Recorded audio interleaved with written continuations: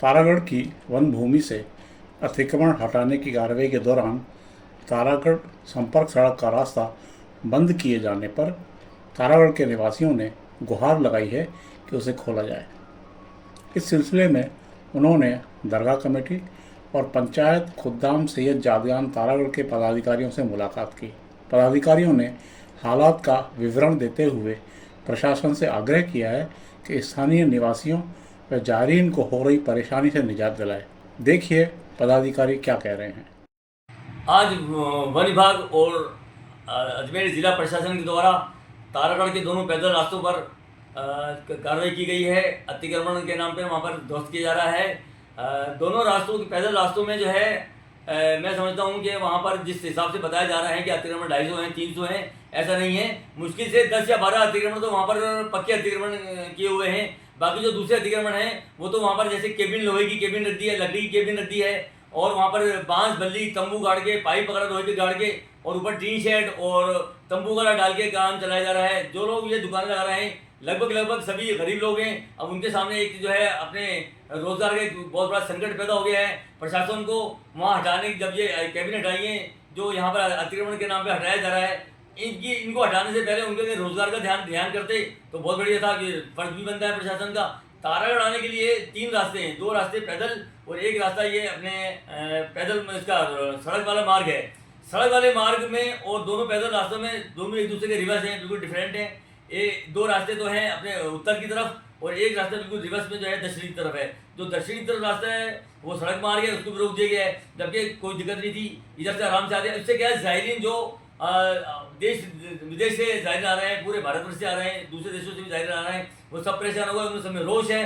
वो यहाँ हमारे यहाँ दरगाह कमेटी है, इनको भी फ़ोन करके, जो पंचायत अंजुमन है हमारे, उनको भी फ़ोन करके ये शिकायत कर रहे हैं कि हमारे रास्ते रुक गए। अब जैसे मानो एक आदमी बॉम्बे से अपनी फैमिली लेके आया, उसको तारागढ़ आना था और रात को ही वापस उसको लौटना था, वो परेशान हो गए जब यहाँ ज़ियारत नहीं हो पाई। इस तरह से जो यहाँ लोकल लोग हैं जो यहाँ रहते हैं उनको जाने में आने में परेशानी हो रही है। दूसरे भी यहाँ पर एक बहुत हमारे वयोवृद्ध बुजुर्ग थे, उनका इंतकाल हुआ है। उनके इंतकाल में यहाँ पर मथुर में इनको दफनाने में शरीक होने के लिए अपने आसपास से, दोराई से, ग्वाड़िया से और सूरजपुरे से, यहाँ से जो रिश्तेदार जो रहते हैं वो यहाँ आना जा रहे थे, उनको भी रोक दिया गया, उनकी बहुत परेशानी हो रही है। तो ये प्रशासन से मैं जो है ये एक गुहार कर रहा हूँ, ये निवेदन कर रहा हूँ कि इस रास्ते, उस रास्ते में जो कार्रवाई हो रही है उसको देख, उसके बनिस्बत इधर जो है ये हमारा सड़क मार्ग है, इसको नहीं रोके, यहाँ से आवाजाही बिल्कुल रहे ताकि ज़ायरीन अपने आएँ और अपने ज़ियारत करके चले जाएँ। अपना नाम बताएं। मैं सैयद रबनवाज जाफरी, सचिव पंचायत खुदाम सैयद जादगान तारागढ़ अजमेर।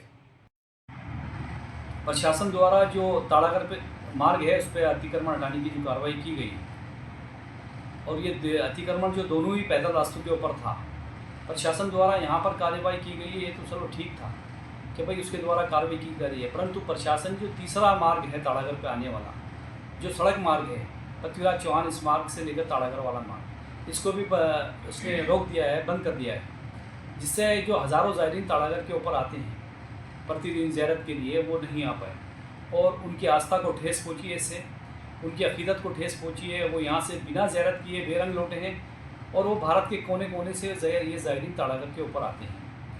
इससे जो अजमेर की छवि धूमिल हुई है। प्रशासन का ये जो कार्य है, ये कार्रवाई है, ये जो कार्य है ये दमनकारी नीति रही है, इसकी हम पुरजोर मजम्मत करते हैं और प्रशासन से ये आग्रह करते हैं कि इस रोड को शिरक खोला जाए ताकि जो ज़ायरीन हैं वो भी यहाँ पर आ सकें, जो बीमार लोग हैं वो भी यहाँ पर आ सकें और तारागढ़ से विभिन्न गाँवों से यहाँ पर मजदूरी करने के लिए आते हैं और उनके जो जीवन यापन का ये एक ही साधन है, वो मजदूरी है।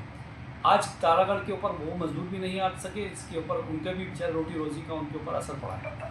लिहाजा हम प्रशासन से फिर आग्रह करते हैं कि वो इस रोड को खोले ताकि ज़ायरीन जो यहाँ पर आसानी से आ सकें। सैयद हफीज़ अली, मेंबर इंतज़ामिया कमेटी, दरगाह।